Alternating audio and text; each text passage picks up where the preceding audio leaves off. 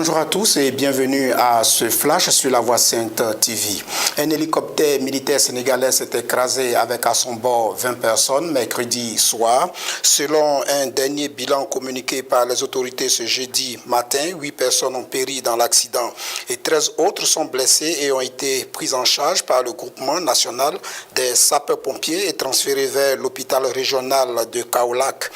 L'hélicoptère Mi-17 qui ralliait Ziguinchor à Dakar était en mission de service social. Il acheminait une dépouille à Ziguinchor en Casamance. Depuis 1983, l'Association internationale des consommateurs, dénommée Consommer International, célèbre la journée mondiale des droits des consommateurs le 15 mars. L'objectif de cette célébration est de protéger le consommateur et de veiller à l'application des règles qui le protègent.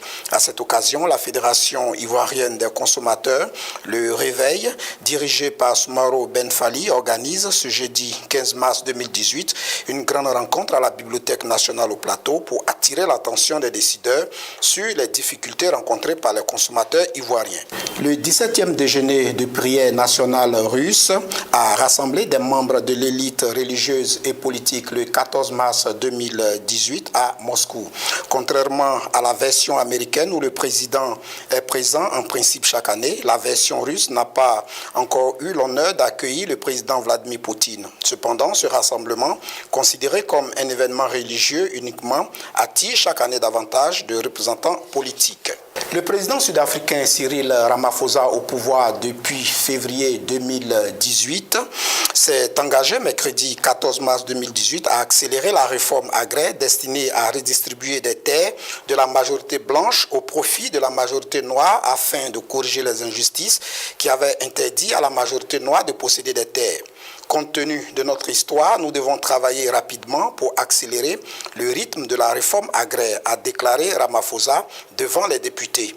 Près d'un quart de siècle après l'élection de Nelson Mandela, marquant la fin du gouvernement de l'apartheid, cette question très sensible ne cesse d'agiter la vie politique sud-africaine.